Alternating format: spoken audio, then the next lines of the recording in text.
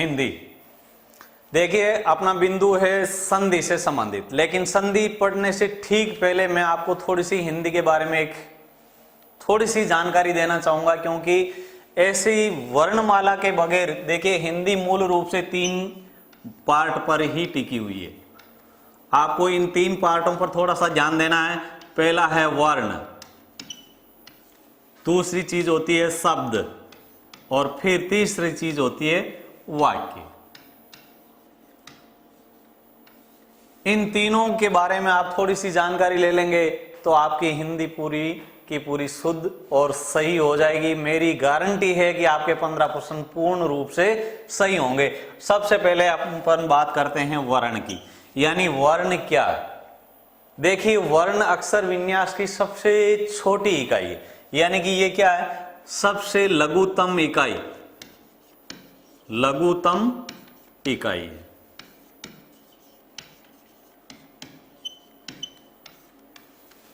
वर्ण को हम अक्षर भी कह सकते हैं।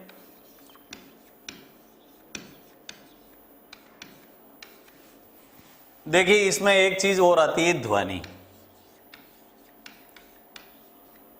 अब 3 पार्ट हैं आपके लिए, एक तो है वर्ण, एक है अक्षर और एक है ध्वनि। थोड़ा सा ध्यान दीजिए कि वर्ण क्या है। वर्ण है वो मूल रूप से एक लघुतम इकाई। ध्वनि क्या है, ऐसे ही शब्द जिसे हम मुखा के अवयवों में, मुख के जो अवयव हैं उच्चारण करते वक्त, उनके आधार पर जो ध्वनि एक हवा के रूप में बाहर निकलती है वो ध्वनि कहलाती है। यानी आप कोई शब्द बोलते हैं जैसे अ, ये एक ध्वनि बनी, तो ये क्या है, ध्वनि बनती है जो कहां से आई थी, प्राण वायु से निकल करके मुखा अवयवों में, यानी कि जैसे कंठ से घर्षण किया, तालु से किया, या जो घर्षण करके जब बाहर निकलती है वो ध्वनि बनती है। वर्ण क्या है, मूल रूप से जैसे मान लीजिए कि ये एक वर्ण है अ, ये एक वर्ण है, ये भी तो एक वर्ण है। अब देखिए कि बात चलती है अक्षर की। अक्षर और वर्ण में क्या फर्क है। मूल रूप से लिखित रूप वो क्या है, अक्षर है। जो ध्वनि का सार्थक लिखित रूप वो अक्षर बनता है, यानी कि इसे हम लिखने के बाद बोल भी सकते हैं। जैसे क, ये क्या हो गया, लिखित में अक्षर बन गया। अ, ये भी अक्षर बन गया। वर्ण है मूल रूप से सार्थक इकाई है ये, लेकिन अक्षर क्या हो गया, उसका लिखित रूप बन जाता है, ध्वनि जिसे हम बोल सकते हैं। ये चीज होती है वर्ण की। अब चलते हैं शब्द के ऊपर। मूल रूप से शब्द क्या है, जैसे शब्द क्या है, शब्द है आपके वर्णों का सार्थक समूह। शब्द क्या है, वर्णों का सार्थक समूह। वर्णों का सार्थक समूह क्या कहलाता है, शब्द कहलाता है। यानी कि एक से अधिक वर्ण मिलकर के एक सार्थक शब्द बनाते हैं। जैसे राम। अब इसमें देखिए आप, ये वर्ण है आ, ये भी वर्ण है, ये भी वर्ण है, और अ, ये शब्द मिलकर, यानी कि ये वर्ण मिलकर के किसका निर्माण करते हैं, इस शब्द का। अब देखिए एक चीज ये हो गई, यानी कि वर्णों का सार्थक समूह क्या कहलाता है, शब्द कहलाता है। अब एक चीज इसमें और पूछी जाती है, पद। पद क्या है, यानी शब्द और पद दोनों रूप एक ही हैं, लेकिन ये पद, शब्द पद कब बनता है, जब वाक्य में इसका प्रयोग हो। यानी कि जब शब्द का प्रयोग वाक्य में प्रयोग करने के लिए हमें क्या जरूरी है, क्रिया का प्रयोग करना। यानी कि जैसे राम खाना खाता है, मोहन खेलता है, तो क्रिया का प्रयोग जब हम करते हैं, जैसे सब वाक्य में लिख दिया कि राम खाना खाता है,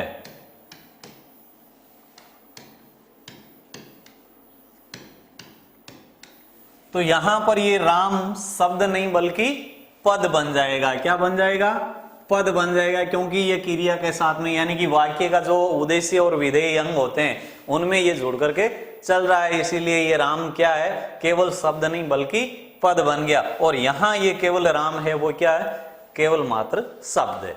ठीक इसी प्रकार से अगला बिंदु है आपका वाक्य, जिसके बारे में थोड़ी सी बात करते हैं कि वाक्य क्या है। देखिए कि वर्णों का वर्ण क्या था? सबसे लघुतम इकाई थी। वर्णों का सार्थक समूह क्या बना? शब्द बना। तो शब्दों का सार्थक समूह क्या बन जाएगा? वाक्य बन जाएगा। यानी कि शब्दों का सार्थक समूह, शब्दों का सार्थक समूह वाक्य कहलाता है। यानी कि शब्द मिलकर के क्या करते हैं? वाक्य का निर्माण करते हैं। जैसे राम ये एक शब्द था, खाना ये भी तो एक शब्द है, खाता ये भी एक शब्द है वो भी तो एक शब्द के रूप में ही तो चल रहे हैं। इसी प्रकार ये सारे शब्द मिलकर के क्या कर रहे हैं? एक वाक्य का निर्माण कर रहे हैं। तो हमें सबसे जरूरी चीज ये है कि इस प्रकार से हमें ध्यान देते हुए आगे चलना है कि सबसे पहले वर्ण क्या है, फिर वर्णों से शब्दों की उत्पत्ति होती है और शब्दों से वाक्य की उत्पत्ति होती है। तो इस प्रकार हम आगे बिंदु लेकर के चलते हैं, जिसमें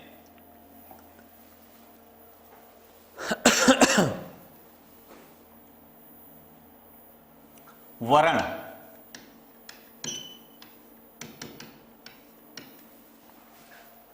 वर्णों की परिभाषा जैसे अभी आपने जानी थी कि सबसे लघुतम इकाई, यानी कि भाषा ध्वनि की जो सबसे लघुतम इकाई वो वर्ण कहलाती है। हिंदी वर्णमाला में वर्णों की कुल संख्या 44 होती है। कुल संख्या कितनी है? 44।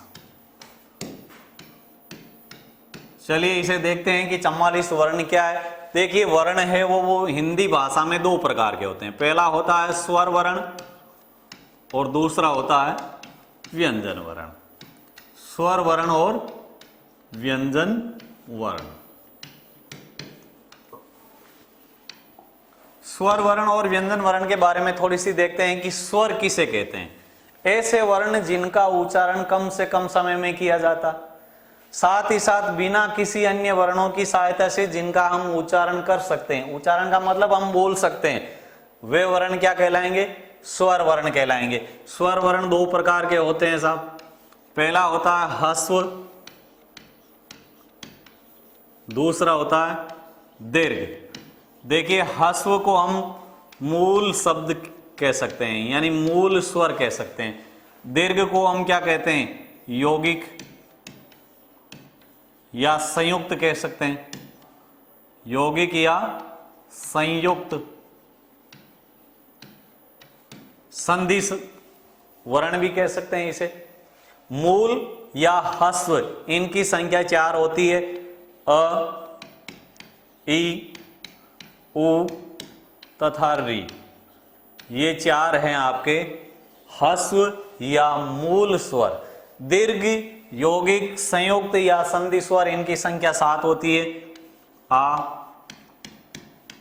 ई, उ, ए, आई, ओ तथा औ।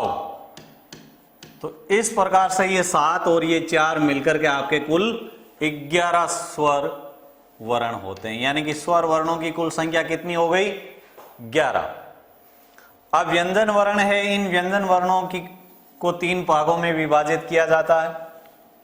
पहला है स्पर्श व्यंजन, इनकी कुल संख्या 33 होती है। ये आपके क से लेकर के मैं तक, देखिए क से मैं तक, यानी कि ये 5 वर्ग हैं। के वर्ग, चे वर्ग, टे वर्ग, ते वर्ग और पे वर्ग। यानी प्रत्येक वर्ग में 5-5 वर्ण है, तो इनकी कुल संख्या हो गई आपकी 25। दूसरा इसका पार्ट है अंतस्थ। अंतस्थ, अंतस्थ वर्ण वे हैं, इनकी संख्या होती है आपके 4। ये र, ल और व, ये आपके 4 वर्ण हैं वो आपके अंतस्थ वर्ण व्यंजन वर्ण कहलाते हैं। और तीसरा पार्ट है इसी का ऊष्म व्यंजन। ऊष्म व्यंजन, ये भी संख्या इनकी 4 होती है, स, से, श तथा है।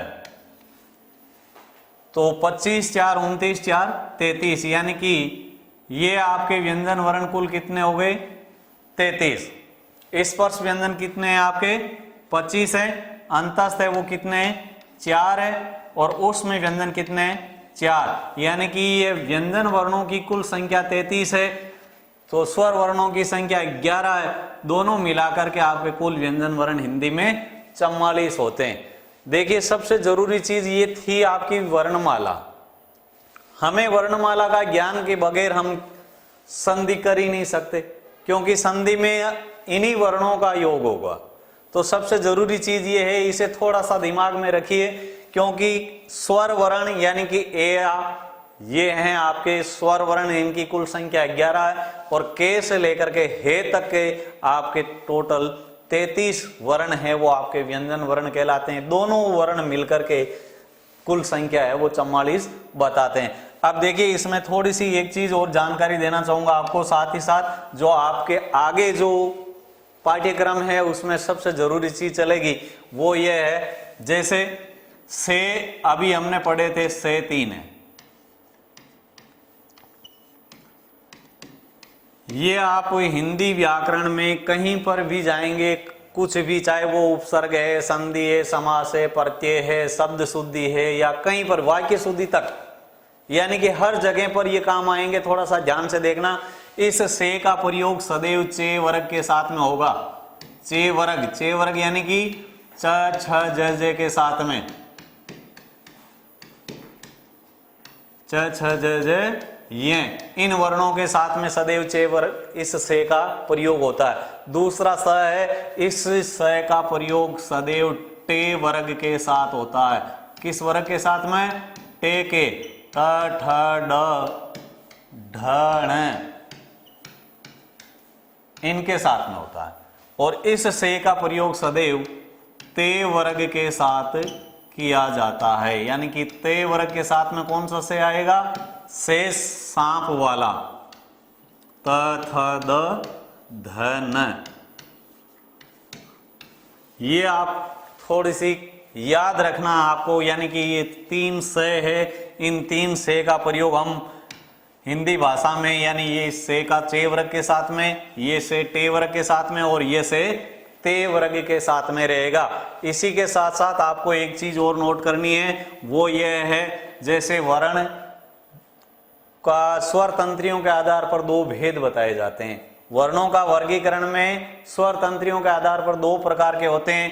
पहला होता है घोष या सघोष वर्ण, घोष और सघोष, और दूसरा वर्ण होता है आपका अघोष वर्ण। इसे थोड़ा सा आप याद रखेंगे तो आपकी संधि के अंदर ये बहुत ही काम की चीज है। इसे मूल रूप से व्यंजन संधि में बार बार आपको यही चीज मिलेगी, तो वहां पर कंफ्यूज ना हो, इसीलिए यहां मैं आपको अच्छी तरह से बता सकता हूं। देखिए कि अघोष वर्ण के बारे में जब हम देखते हैं तो अघोष वर्ण यानी कि प्रत्येक वर्ग का पहला दूसरा वर्ण, मैंने अभी आपको बताया था कि वर्ग कितने हैं हिंदी व्याकरण में? 5 वर्ग हैं वर्णमाला में, के वर्ग, चे वर्ग, टे वर्ग, ते वर्ग और पे वर्ग। प्रत्येक वर्ग का पहला दूसरा वर्ण, पहला और दूसरा वर्ण, और साथ में आएंगे आपके 3 से। पहला दूसरा वर्ण जैसे मान लीजिए कि क ख च छ ट ठ त थ प फ तथा, ये आपके पहला दूसरा वर्ण हो गया।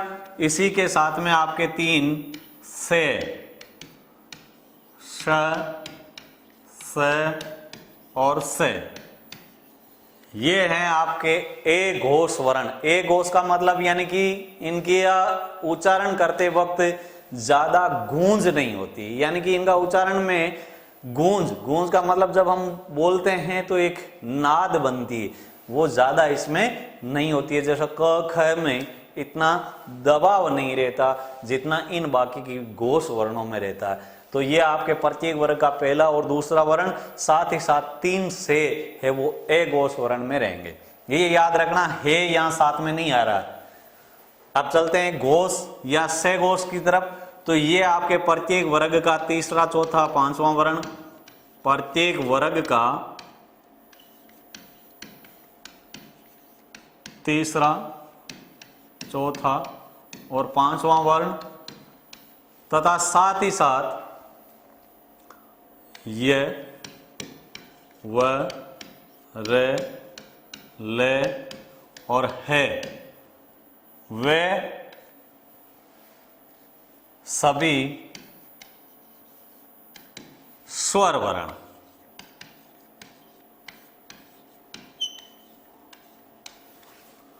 यानी कि इसमें कौन कौन से शब्द आ गए आपके पूरे के पूरे। जैसे मान लीजिए कि प्रत्येक वर्ग का तीसरा, चौथा और पांचवा वर्ण है, यानी कि पहला दूसरा वर्ण तो किसमें आ रहा है, ए घोष वर्णों में। से घोष या घोष वर्णों में आएगा आपका तीसरा, चौथा, पांचवा वर्ण, यानी कि के वर्ग का जैसे ग ग अंग, चे का आ रहा ज ज ये, टे वर्ग का आ रहा ड ढ न, ते वर्ग का आ रहा द ध न, और पे वर्ग का आ रहा ब भ में। तो ये आपके घोष वर्ण में आएंगे। लेकिन साथ ही साथ य व र ले और है वो से की लाइन में आ रहा है, लेकिन यहां पर ये घोष वर्ण आ रहा है। ये विशेष रूप से याद रखना है। और साथ ही साथ जब वो सभी स्वर वर्ण जो अभी हमने व्यंजन वर्णों से ठीक पहले पढ़े थे, स्वर वर्णों की कुल संख्या 11 है। ए आ, ई उ ए आई ओ औ और री, ये आपके 11 वर्ण हैं वो इसमें। अगर आपसे कोई पूछ ले, बेसिकली नॉलेज के लिए आपसे ये पूछ ले कि घोष वर्णों की कुल संख्या कितनी है, तो इनकी संख्या होती है 31 और ए घोष वर्णों की संख्या 13 होती है। आप गिनती कर सकते हैं। जैसे मैंने अभी आपको बताया था कि प्रत्येक वर्ग का, तो हिंदी वर्णमाला में 5 वर्ग होते हैं। 5 वर्ग के प्रत्येक वर्ग के 2 वर्ण हैं, तो 5 × 2 10 और साथ में बचते हैं 3, तो ये हो गए आपके 13।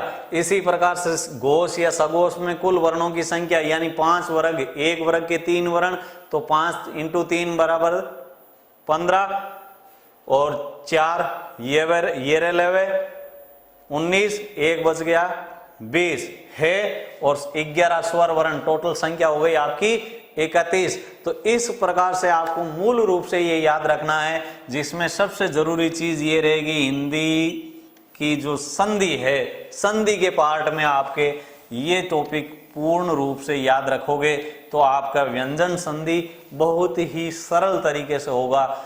यही मैं आशा करता हूं। चलिए अब आगे चलते हैं।